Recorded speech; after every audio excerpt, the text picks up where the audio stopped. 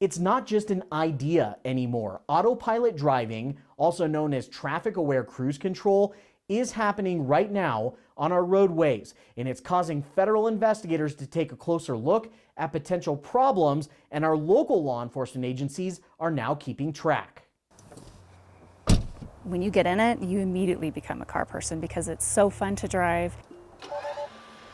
Dana Smith and her husband purchased their Tesla Model 3 during the holiday season back in 2018 and have been driving it around southern Colorado ever since. I mean, it pays to do your research before you get in it, but I mean, there's a little bit of a learning curve. But overall, I'm not a tech person and I can figure it out easy, so. In Colorado, Tesla vehicles continue to be a popular purchase. Last year, Tesla vehicles made up 52% of electric vehicle sales in our state. At least 24,670 electric vehicles were registered statewide, this landing Denver and Colorado Springs in national rankings for both Tesla vehicles on the road and new registrations. With any assisted program, there has to be some responsibility upon the user. One of these modern assisted features is the autopilot driving or traffic-aware cruise control. It's now facing scrutiny from the National Highway Traffic Safety Administration, which is in the process of looking into 765,000 vehicles.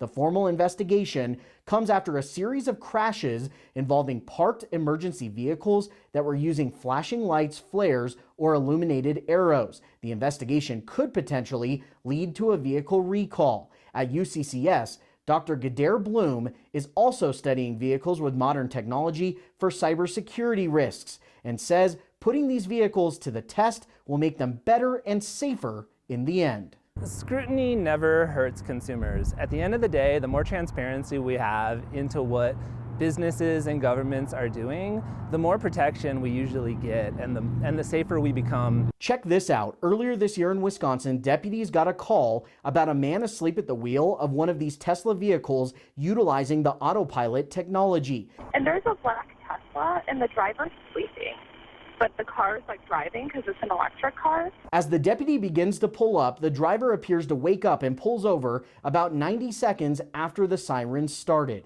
How we doing, sir? The reason I'm stopping you is I followed you for about 2 miles and you were sleeping. You were totally like this in the car.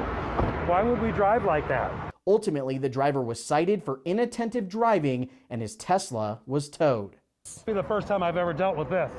But there's got to be some restrictions that say you don't just put it in autopilot and then go to sleep. When I spoke with law enforcement agencies here in Colorado, none of them are aware of any crashes recently that were caused by autopiloted vehicles. However, this is the crash investigation form for the Colorado State Patrol. And you can see this highlighted section here now will help them keep track of any issues like this in the future. And I'm told this is becoming the standard for crash investigators everywhere. I'm Patrick Nelson for News 5.